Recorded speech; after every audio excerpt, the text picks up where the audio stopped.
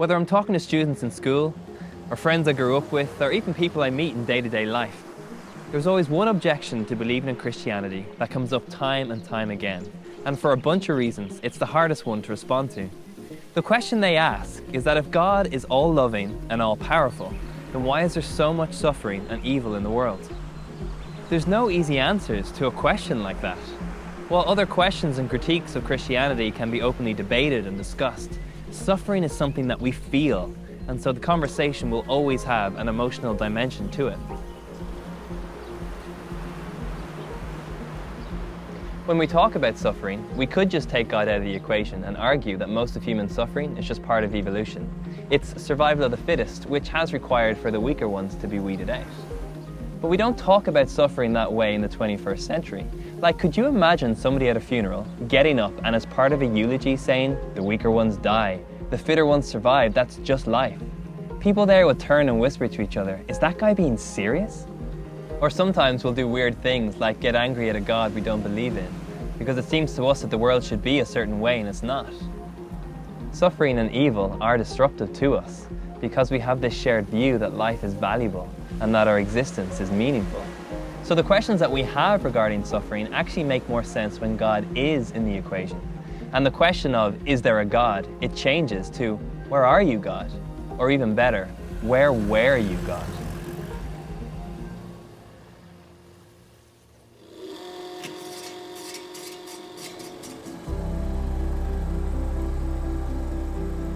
Suffering has a powerful way of cutting us to our core and raising questions that we didn't even know we had. These core questions need to be asked and need to be wrestled with. For some people, their questions are short and to the point. Why, God? Why? And for others, it's relational.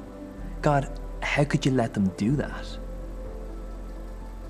When those that are close to us suffer, it is in a weird way our love that causes us the pain.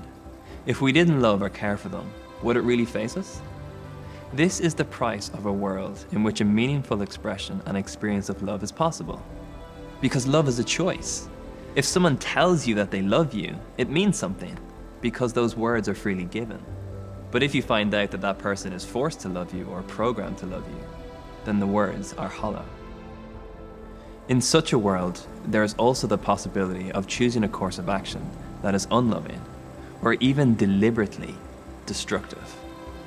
And so on the one hand, I thank God for the free will that He's given us, and on the other, I struggle that we are left dealing with the consequences of human choices, like drunk driving, murder, or the actions of extremists.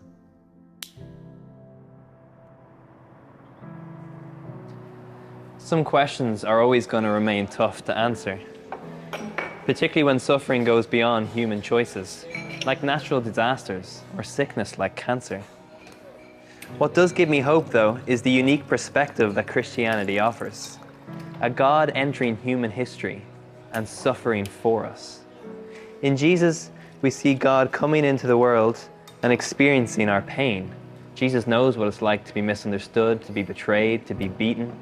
And on the cross, He experiences what it's like to be alone. One Bible writer puts it like this.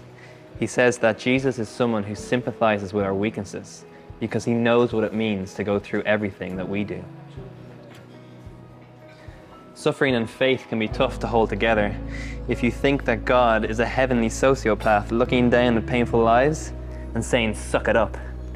But that's not the God that I find in Jesus, nor is it the God I read about in the Bible. C.S. Lewis describes friendship as being born at that moment when one friend says to another, "What, you too? I thought I was the only one." In Jesus, we see a God who responds to our suffering by saying, "I know, me too."